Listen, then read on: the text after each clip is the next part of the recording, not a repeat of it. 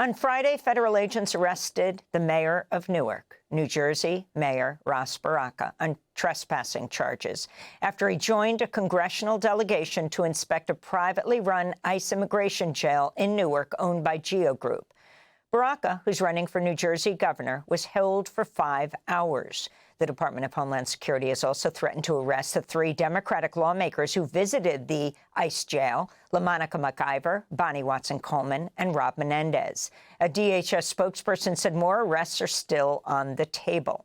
The ACLU of New Jersey described the arrest and threats as a, quote, shameful escalation of the Trump administration's intimidation campaign against officials who refuse to do their bidding, unquote.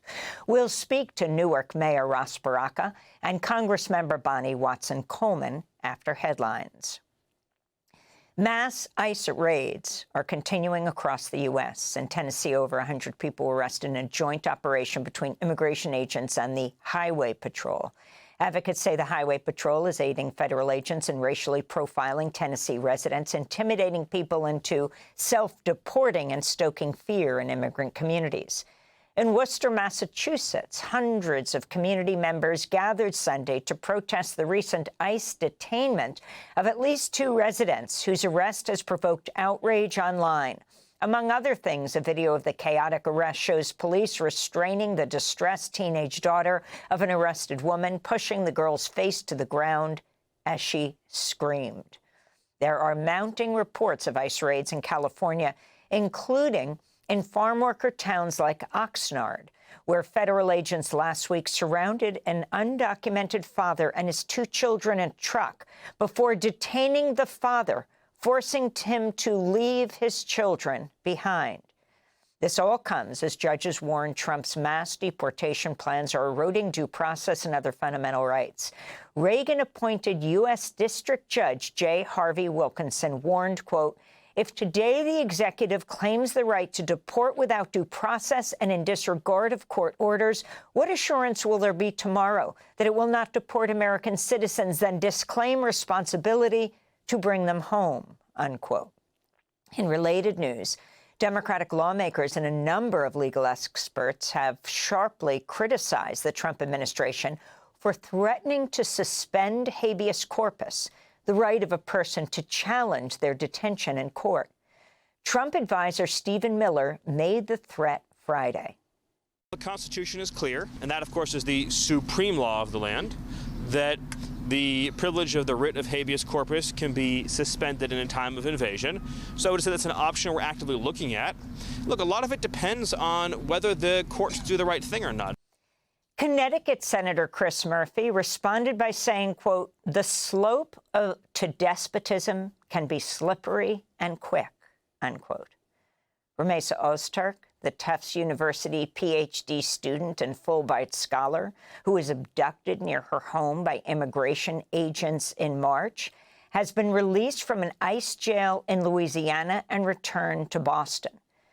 Rumeysa Ozturk, a Turkish national, was targeted for co-writing a student article in Tufts newspaper as a response to Gaza solidarity protests. She spoke Saturday from Boston's Logan International Airport, flanked by her lawyers and Massachusetts Senator Ed Markey, as well as Congressmember Ayanna Pressley. America is the greatest democracy in the world, and I believe in those values that we share. I have faith in the American system of justice. This has been a very difficult time for me, for my community at Tufts, at Turkey. But I'm so grateful for all the support, kindness, and care. Rumeysa Ozturk was held for 6 weeks in Louisiana. The Vermont judge who ordered Rumeysa Ozturk to be released on bail will now rule on whether her detention by ICE was illegal. Columbia University has suspended some 65 students who took part in a Palestinian solidarity protest at Butler Library last week. In addition, the university barred from campus another 33 people who took part in the action, including Columbia alumna and students from Barnard. Police were called in to violently crack down on the student activists, resulting in multiple protester injuries. Meanwhile, the University of Washington suspended 21 students who protested their school's ties with weapons maker Boeing. But despite the intensifying repression from schools, students are continuing their actions. At Yale, at least 6 students have launched a hunger strike demanding Yale divest from Israel and protect free speech on campus. Students at UCLA have also launched a hunger strike, joining students at other schools in California. This is Palestinian UCLA student Maya Abdallah. To the people of Gaza, I want you to know that the students have not and will not give up, and we will not stop until Palestine is free. The United States and China have agreed to de-escalate their trade war and to slash their reciprocal tariffs by 115% for the next 90 days. Treasury Secretary Scott Bessent spoke in Switzerland, where the U.S. engaged in high-level talks with China. The consensus from both delegations this weekend is neither side wants a decoupling. And what had occurred with these very high tariffs, as Ambassador Greer said, was the equivalent of an embargo, and neither side wants that. President Trump has confirmed reports that the royal family of Qatar may soon give him a $400 million luxury 747 plane known as the Flying Palace to replace Air Force One temporarily. ABC News reports the plane may be the most valuable gift ever given to the United States from a foreign government. According to multiple press reports, the plane would be initially given to the Air Force, which will need to refurbish the plane, which will cost millions. The plane will later be donated to President Trump's presidential library, meaning Trump could continue using the plane after leaving office.